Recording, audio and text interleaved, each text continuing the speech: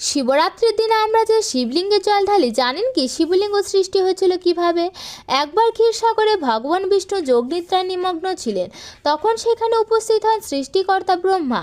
বিষ্ণুকে ঘুমন্ত দেখে ব্রহ্মা ক্রুদ্ধ হয়ে নিজেকে শ্রেষ্ঠ ঘোষণা করেন। কথা কাটাকাটি থেকে শুরু হয় ভয়ঙ্কর যুদ্ধ। সৃষ্টি রক্ষার জন্য তখন ভগবান শিব এক অসীম জ্যোতির্ময় স্তম্ভ লিঙ্গরূপে তাদের মাঝখানে আবির্ভূত হন। স্তম্ভটির আদি অন্ত খুঁজে পাওয়া যাচ্ছিল না। তখন ভগবান বিষ্ণু বরাহ রূপ ধারণ করে পাতালে গেলেন, কিন্তু শেষ পেলেন না। তিনি বিনম্রভাবে নিজের পরাজয় স্বীকার করলেন। অন্যদিকে ব্রহ্মা হংসরূপ ধারণ করে ঊর্ধ্বলোকে উঠলেন। সেখানে শিবের শীর্ষ থেকে পড়ে আসা কেতকী ফুল দেখে তাকে মিথ্যা সাক্ষী দিতে বলেন, যেন তিনি স্তম্ভের শেষ প্রান্ত দেখে ফেলেছেন। ব্রহ্মার অসৎ কথা শুনে শিব স্বয়ং প্রকাশিত হন।